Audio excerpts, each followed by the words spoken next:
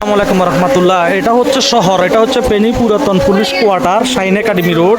গ্রাম থেকে এখন শহরে পানিটা তাড়াতাড়ি উঠে যাচ্ছে। দেখেন ওইদিকে আরো গভীরতা আরো বেশি। যারা গ্রামে বসে বসে শহরের মানুষ আরামে আছে তাদের জন্য এই ভিডিওটি পুরা রাস্তাটা পানিতে ভর্তি। এটা হচ্ছে ফেনী পুরাতন police quarter, Rampur, shine Academy road. রাস্তাতে যে পানিগুলো আছে ড্রেনের ময়লা জমার কারণে পানিগুলো নামতে পারতেছে না। তা পুরো ফেনী পুরাতন পুলিশ কোয়ার্টার পুরো পুলিশ কোয়ার্টার এখন পানিতে তলতলে অবস্থা। দেখেন মানুষ চলাফেরা করতে অনেক কষ্ট হচ্ছে। দেখেন এটা হচ্ছে রামপুর ফেনী পুরাতন পুলিশ কোয়ার্টার।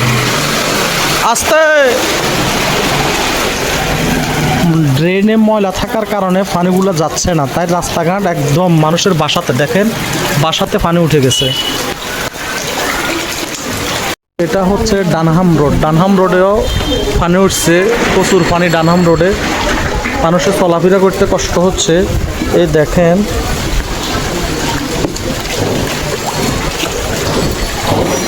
এটা ফেনী পুরাতন পুলিশ কোয়ার্টার, ডানহাম রোড।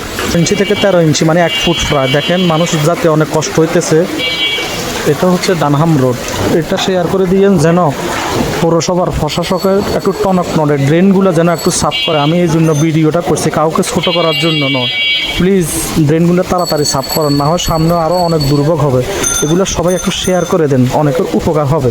এই জন্য ভিডিওটি আমি বৃষ্টিতে ভিজে করতেছি মানুষের উপকারের জন্য। পুকুর হয়ে আছে দেখেন।